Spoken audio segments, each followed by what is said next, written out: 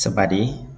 สำหรับบทเรียนนี้แม่นแอดมินจะมาแนะนำวิธีการสร้างเส้นตามตัวอย่างนี้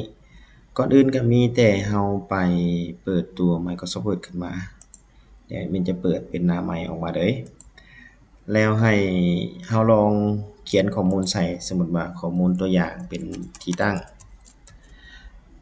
แล้วเราจะใส่จำมิตรเนาะสำหรับวิธีการเนาะวิธีการใส่จำมิตรหลายๆท่านอาจจะนำใส่วิธีนี้เนาะมันจะสักษาบ่ได้นำให้ทุกท่านเข้าที่ลูกศรนี้มันจะมีลูกศรอยู่นี่เรากดเข้าไป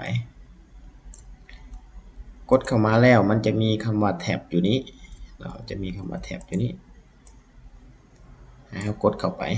กดเข้าแท็บนี้แล้วเรามาเบิ่งขอบเขตของเรานี้เนาะมันจะเริ่มต้นตัวนี้เนาะก็หมายความว่า1 หา 16เนาะแต่เราจะเริ่มต้นจากนี้เนาะจะเป็น17เนาะเราจะเริ่มต้นจาก17เลยลองเบิ่งเด้อเนาะกำหนดเส้นเริ่มต้นของเราเริ่มต้นจากนี้เลยเนาะยาวเท่ากับขอบเขตของเราเลยขอบเขตที่เราได้กำหนดหน้าเกี่ยวของเราไว้เนาะอยู่ที่เอาเป็นอยู่ที่17เด้อเนาะกำหนดเป็น17รูปแบบเราจะให้เริ่มต้นจากข้างซ้ายมือเลือกเป็นรูปแบบเส้นเป็นรูปแบบเป็นจำเม็ดเนาะเลือกเป็นจำเม็ดรูปแบบที่2ถ้าว่าเป็นรูปแบบที่3มันจะเป็นรูปแบบที่ว่าขีดอยู่เครื่องกลางเนาะตัวนี้จะขีดอยู่กล้องเนาะเราจะเลือกเป็นในรูปแบบที่2แล้วก็กดเซตเนาะจะเป็น17สั่งติแมทแล้วก็กดโอเคไปเรามาลองกดแท็บเบิ่งเห็นบ่กดประมาณ 2-3 เทื่อเบิ่ง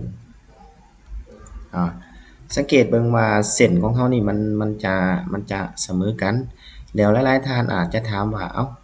แล้วเราอยากให้มันต่อเส้นจากนี้เลยเด้เราจะต่อวิธีใดให้เอาเมาส์เรามาวางซะนี้แล้วสังเกตเบิ่งมันจะมีตัว L สังเกตเบิ่งตัว L อยู่นี่เนาะมันจะมีตัว L ให้เราจับเดือนตัว L นี่บ่มาไว้อยู่นี่เส้นของเรามันจะมาต่อกันแล้วสำหรับวิธีการแล้วเราอยากเพิ่มข้อมูลใส่อีกสมมุติว่าชนเผ่าเนาะข้าพเจ้าจะใส่ว่าชนเผ่าเราก็กดแท็บเบิ่งเห็นบ่กดแท็บเห็นบ่เส้นมันจะเสมอกันจะเท่าเทียมกันเลยเนาะบ่มีเส้นใดดุกดื่นกันแต่ว่าวิธีการนี้เนาะเหมาะสำหรับการสร้างเป็นโครงสร้างบทรายงานหรือว่าโครงสร้างชีวประวัติเนาะสามารถสร้างได้ถ้าว่าทุกท่านเน้นว่ามันเป็นประโยชน์ก็ขอฝากกดไลค์กดแชร์กดติดตามเพื่อเป็นกำลังใจให้แอดมินได้เฮ็ดคลิปใหม่ๆมาขอขอบใจ